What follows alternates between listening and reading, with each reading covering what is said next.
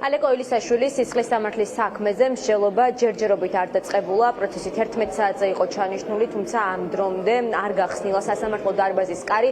ვიცით ის, რომ პროკურატურას დღეს ორი მოწმე ხავს მოყვანილი, უნდა მოიყვანოს, თუმცა საიდუმლოებს ბრალდების მხარე ვინ არის ეს ორი მოწმე, ამიტომ არსებობს ეჭვი, რომ ერთ-ერთი შეიძლება თავით ალი ბაბაევი იყოს ადამიანი, რომელზეც არა თავდასხმას, არამედ პოლიტიკური ნიშნით დევნას ედავებიან კოალიცია ძლიერი საქართველოს ერთ-ერთ ლიდერს ალეკო ელისაშვილს. ეს არის მუხლი, რომელიც 3 წლამდე პატიმრობას მოიაზრებს და თავად ალეკო ელისაშვილი არის დარწმუნებული, რომ ამ მუხლით მისი გასამართლება ერთადერთ რამეს ემსახურება, ეს არის პოლიტიკური ნიშნით სწორედ ალეკო ელისაშვილის დევნა.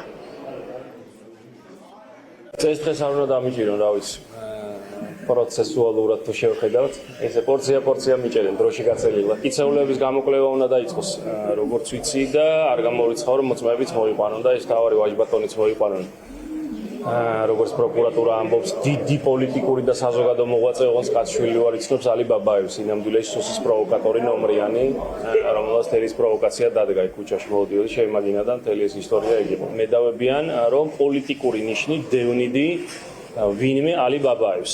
აი ამ ინციდენტის შემდეგ მოხდა, გაიხსენეთ კარგად, გიორგი გახარიაზე თავდასხმა. გახარიის ინციდენტზე აღიძრა საქმე ცემის მუხლით, არა პოლიტიკური დევნით.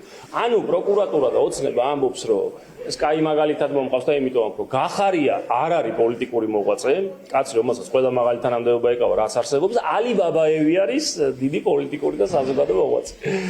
და ვეხი კი დაეცა პროკურატურასაც და ალი ბაბაევსაც და ალი ბაბაევისნაირ პოლიტიკურ მოღვაწეს. ანუ რა თქმა უნდა, ეს არის ჩემ წინააღმდეგ დევნა. აშკარად ირკვევა ამ მტკიცებულებით ვიდეო ჩანაწერით, რომ ერთადერთი პირი ინციდენტს დანაშაულს ეს არის ალი ბაბაევი, ქართული ოცნების პროვოკატორი ადამიანი, რომელიც წარსული გამოცდილებითაც კარგად ვიცით თუ რა საქმეებში იყო აღნიშნული პირი ჩართული.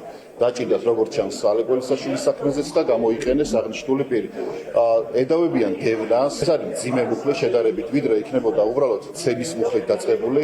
ამიტომ ეს პოლიტიკური ნიშანი შემოიტანეს აღნიშნულ საქმეში, რომ ყოფილიყო 3 წლამდე პატიმრობა გათვალისწინებული. ანუ აქედან გამომდინარე, რა თქმა უნდა, ეს ყველაფერი არის პოლიტიკური ნიშნით. პროკურატურის ერთ-ერთი მთავარი მტკიცებულება ალეკო ელისაშვილის წინააღმდეგ არის ვიდეო სამეთვალყურეო კამერის ჩანაწერი, სადაც დაპირისპირება არის ასახული, თუმცა ამ ვიდეოს არ აქვს ხმა. შესაბამისად, ალეკო ელისაშვილი ამტკიცებს, რომ არის მისის შეურაცხყოფა და პროვოკაცია, რომელიც სწორედ ალი ბაბაევის მხრიდან წამოვიდა.